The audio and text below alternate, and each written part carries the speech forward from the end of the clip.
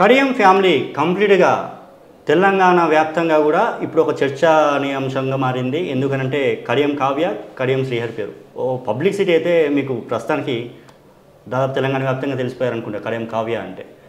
దీంట్లో రేపు రాబోయే ఎంపీ ఎలక్షన్స్లలో కడియం కావ్యకి మొత్తం మూకుమ్మడి దాడిలాగా ఉంది. వీళ్ళని అందరిని ఎలా తట్టుకుని ముందడిగేస్తారు? యాక్చువల్లీ ఈ మూకుమ్మడి దాడి అనేది ఏంటంటే నీటి బుడగ లాంటిదే.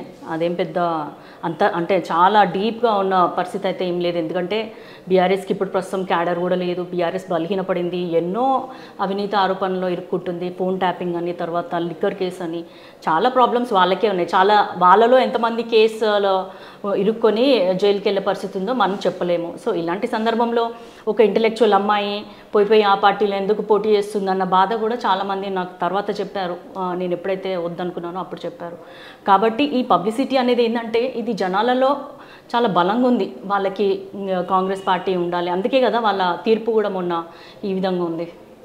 ఓకే, ఇప్పుడు తీర్పు ఏమో ఇట్లా ఇచ్చింది అంటున్నారు మీరు. ఓన్లీకి మొత్తం బీఆర్ఎస్ అంటే స్కామ్లో అవన్నీ సోన్ అని చెప్పేసి మీరు అంటున్నారు. కడియం బీఆర్ఎస్లో ఉన్నంతసేపు ఆ స్కామ్స్ జరిగినాయని తెలియదు. అయితే ఏంటంటే మనము ప్రజలకి జవాబుదారీగా ఉండాలి.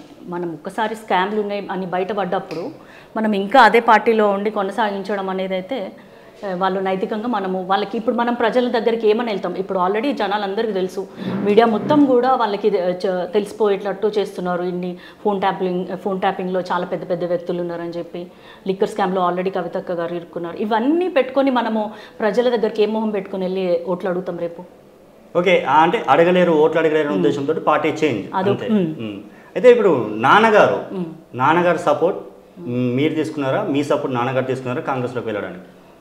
నాన్నగారు చాలా రకాలుగా ఆలోచించారు. ఆల్మోస్ట్ అన్ని నా ఒక్కదాని గురించి అని కాదు, పార్టీలో వీళ్ళు సపోర్ట్ చేస్తున్నారా లేదా అదొక్కటే కాదు, అనేక విషయాలు ఆలోచించారు. గత 10 ఏళ్ళుగా మేము అధికారంలో గన్పూర్లో ఉన్నా కూడా అభివృద్ధి అనేది ఇంకా 20 ఏళ్ళు వెనక్కి వెళ్ళింది కానీ ముందుకు రాలేదు. సో ఈ వరంగల్ దాంట్లో ఏదైతే 7 నియోజకవర్గాలలో 6 కాంగ్రెస్కి వెళ్ళినా కూడా డాడీ ఇంత కష్టకాలంలో కూడా గెలిచారు, ప్రజలు గెలిపించారంటే వాళ్ళు కడియం శ్రీహరి గారిని నమ్మారు. అభివృద్ధి చేస్తే కడియం శ్రీహరి చేస్తారని చెప్పి. ఎందుకంటే అంతకుముందు జరిగిన అభివృద్ధి అంతా కూడా కడియం శ్రీహరి గారు చేసిందే. సో ఆ నమ్మకాన్ని తనకి ఒక కష్టం అనిపిస్తుంది అన్నమాట. ఇప్పుడు మనము ప్రతిపక్షంలో ఉన్నప్పుడు అనుకున్నంత విధంగా మనము ముందుకెళ్ళలేము, నేను ఇదే లాస్ట్ టర్మ్, నేను ఇంకా తర్వాత పోటీ చేయను అన్నప్పుడు నేను మళ్ళీ నా మార్క్ ఒకసారి చూపించాలి. ప్రజలు అంతగానం నన్ను 15 ఏళ్ళ తర్వాత నేను ఎమ్మెల్యేగా వెళ్ళినాను కాబట్టి గన్పూర్ని నేను అభివృద్ధి చేసుకోవాలి అన్న ముఖ్య ఉద్దేశము, తర్వాత మా కార్యకర్తల్ని కూడా కాపాడుకోవాలి అన్న మా ముఖ్య ఉద్దేశమే అది. ఆ విధంగా మేము ఒకరికొకరము చర్చించుకొని. రాజయ్య ఇన్ని సంవత్సరాలు ఏం చేయలేదంటారా గన్పూర్ నియోజకవర్గానికి? నిజమే కదా, అందుకే అప్పుడు కూడా పార్టీ వాళ్ళకి టికెట్ ఇవ్వలేదు. అందుకే ఏది మొన్న ఎలక్షన్స్లో సర్వేలలో కూడా పార్టీ బాగానే ఉంది అక్కడ, లేదా వ్యక్తులు మార్చాలి, ఇట్లా రకరకాలుగా వచ్చినాయి. అప్పుడు అంటే మొన్న ఎమ్మెల్యే ఎలక్షన్స్ టైంలో కడియంకి ఎమ్మెల్యే టికెట్ ఇచ్చి రాజయ్యకి ఎంపీ టికెట్ అనుకున్నారు. ఎమ్మెల్యేగా కడియం గెలిచినాక కడియం కావ్య పేరు చెప్పడంతో రాజయ్య బయటికి వెళ్ళాడు. లేదు, యాక్చువల్లీ ఆయనకి నిజం చెప్పాలంటే అవన్నీ ఊహాగానాలే. ఎవరికేం ప్రామిస్ చేయలేదు ఇట్లా మీకు ఇస్తాము అని చెప్పేసి.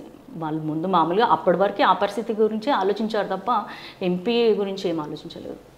ఓకే, ఇప్పుడు ప్రస్తుతానికైతే కడియం కావ్య ఒకవేళ ఒంటరి పోరు అనుకోవచ్చా? ఒంటరి పోరు బీఆర్ఎస్ది, కడియం కావ్యది కాదు. అంతమంది కలిసినా వాళ్ళు ఒకరికొకరు సహకరించుకోవట్లేదు కాబట్టే నేను బయటకు వచ్చిన. కాబట్టి ఒంటరి పోరు పాపం ఇప్పుడు ఎవరైతే బీఆర్ఎస్ అభ్యర్థి ఉండబోతున్నారో వాళ్ళదే ఉంటుంది తప్ప కడియం కావ్యకి చాలా ప్రజా మద్దతు ఉంది. ఇప్పుడు మీరే చూశారు ఎంతమంది వచ్చారో మనల్ని కంగ్రాచులేట్ చేయడానికి. రాత్రి అనౌన్స్ చేసినా కూడా ఇంతమంది వచ్చారు. వివిధ వర్గాల నుంచి కూడా మనకి సపోర్ట్ వస్తుంది. అసోసియేషన్స్ అని, తర్వాత గవర్నమెంట్ వాళ్ళు కూడా వచ్చి మనకి సపోర్ట్ చేస్తున్నారు. సో నాది ఒంటరి పోరు కాదు, బీఆర్ఎస్ వాళ్ళదే ఒంటరి పోరు. బీఆర్ఎస్ వాళ్ళదే ఒంటరి పోరు అంటున్నారు. బీఆర్ఎస్ వాళ్ళు ఏమంటున్నారు, కష్టకాలంలో మేము ఇన్ని రోజులు వాళ్ళకి ఎన్ని పదవులు ఇచ్చినా కూడా మమ్మల్ని మోసం చేసి వెళ్తున్నారు అని అంటే ఏం చెప్తారు? మేము ప్రజల్ని మోసం చేయదలుచుకోలేదు. ఫస్ట్ పార్టీ సంగతి మేము ఎప్పుడూ రుణపడే ఉంటాం పార్టీకి. మేము ఎవరిని కూడా వ్యక్తిగతంగా విమర్శించము. కానీ మేము ఏదైతే జస్ట్ విత్డ్రా చేసుకుంటాం, మేము పోటీ చేయమన్న దానికే వాళ్ళు అంతగానం బయటకు వచ్చి మా మీద ఎన్నెన్నో మాటలు అన్నారు, అనేక రకాలుగా అన్నారు, విమర్శించారు. కడియం శ్రీహరి ఎట్లాంటి వ్యక్తి అన్నది వరంగల్ జిల్లాలో ఉన్న ప్రతి ఒక్కరికి కూడా తెలుసు. ఎందుకంటే ఏదో ఒక రకంగా అనుబంధం ఉంది. అయినా కూడా అన్ని మాటలు అన్నారంటే వాళ్ళకి ఎంత అక్కసు ఉంది, వాళ్ళకి ఎంత ఇష్టం లేకుండా ఉన్నారనేది మాకు నిజంగా తెలిసింది. సో మేమైతే ప్రజల కోసమే బయటకు వచ్చినాము, కార్యకర్తల కోసం బయటకు వచ్చినాము. అట్లనే మనం ఏదో ఒక విధంగా మన మార్కు చూపెట్టాలి అభివృద్ధిలో అన్న ఉద్దేశంతో బయటకు వచ్చినాం తప్ప పార్టీని అయితే మేము మోసం చేయలేదు. మేము ఒక్కలమే కాదు, అనేక జిల్లాలలో నుంచి కూడా పెద్ద పెద్ద నాయకులు వెళ్ళిపోయారు. మా మీదనే ఎందుకు ఇంత దాడి చేస్తున్నారు? ఇదే రేవంత్ రెడ్డిని కూడా కడియం చాలా అగ్రెసివ్గా మాట్లాడారు బీఆర్ఎస్లో ఉన్నప్పుడు. ఇప్పుడు మళ్ళీ వెళ్ళి తనతోటే కండవా కప్పుకొని వచ్చారు. ఎలా చూడవచ్చు? అయితే ఇది నేను ఒప్పుకోను. ఎందుకంటే రేవంత్ రెడ్డి గారికి ప్లస్ కడియం శ్రీహరి గారికి ఇద్దరికి ఒకరి మీద ఒకరికి అభిమానం ఉంది. ఎక్కడ కూడా వాళ్ళు మా దగ్గరికి వచ్చి ప్రచారం చేసినప్పుడు కూడా ఎప్పుడు కూడా వ్యక్తిగతంగా విమర్శించలేదు, పార్టీ పరంగానే మాట్లాడుకున్నారు తప్ప అగ్రెసివ్నెస్ అనేది కూడా అంత ఏం లేదు రేవంత్ రెడ్డి గారి పైన. పాత స్కూళ్ళల్లో మేము అన్న ఫీలింగ్లో వాళ్ళు ఉన్నారు కాబట్టి టీడీపీ బ్యాక్గ్రౌండే కదా ఆబ్వియస్గా. కమ్యూనికేషన్ ఉండేనా ఇద్దరికి? మేము ఏంటంటే ఒకసారి ఒక పార్టీకి కట్టుబడి ఉన్నప్పుడు ఆ పార్టీ వాళ్ళతోటే మాట్లాడతాం, అంతేగాని మళ్ళీ వాళ్ళతోటి. ఎందుకంటే మాకు ఇప్పుడు చాలా పార్టీలలో ఎలా ఉంటుందంటే బిజినెస్ పరంగా కూడా పార్ట్నర్స్ ఉంటారు, రకరకాలుగా పార్ట్నర్స్ ఉంటారు. మాకు అట్లాంటివి ఏం లేవు కాబట్టి మేము మా పార్టీకే కన్ఫైన్ అయ్యి ఉంటాం.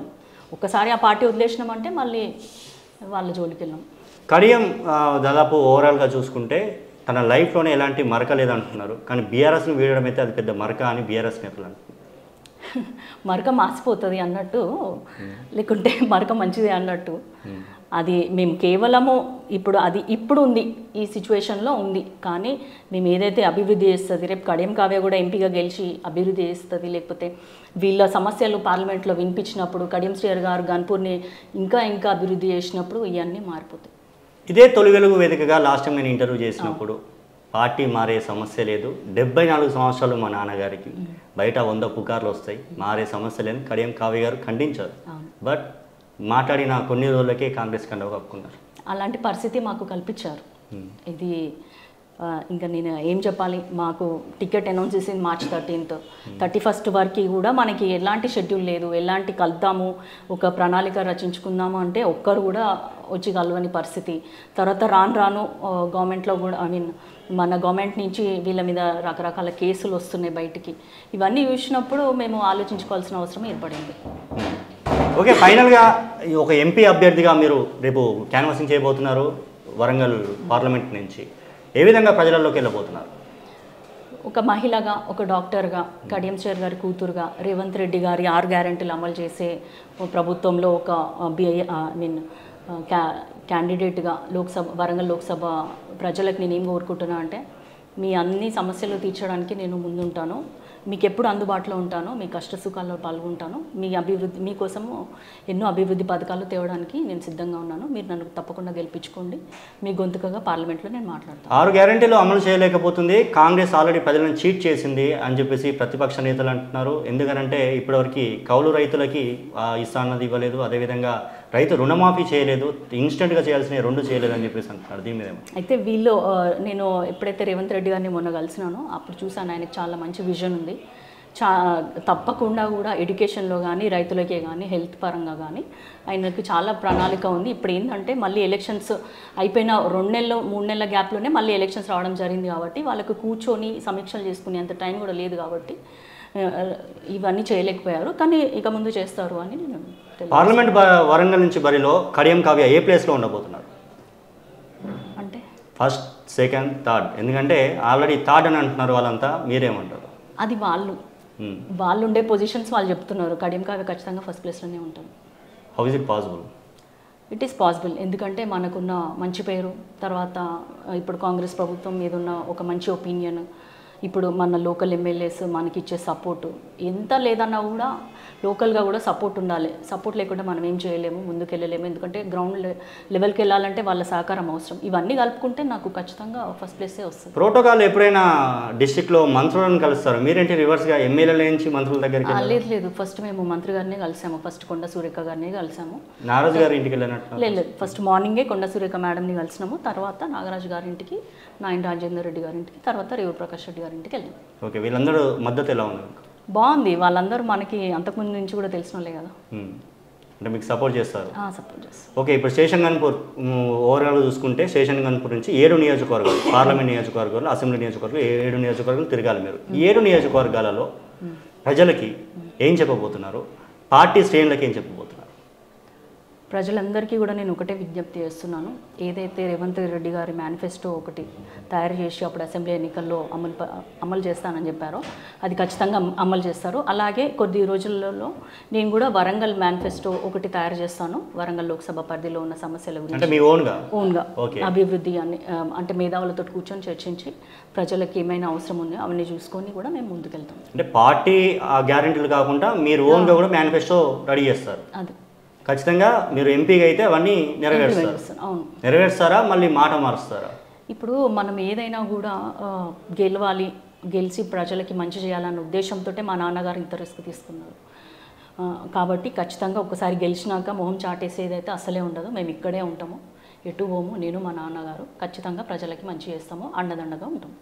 ఓకే, ఫైనల్గా మీరు చెప్పేది అయితే ఇది. అంతే. తెలంగాణ వ్యాప్తంగా ఇప్పుడున్న ఒక హై టెన్షన్కి తెరపడింది అనుకోవచ్చా? అంతే, తెరపడింది అనుకోవచ్చా? తెరపడింది. మధ్య మధ్యలో కూడా కొన్ని వస్తుంటాయి, చూద్దాం.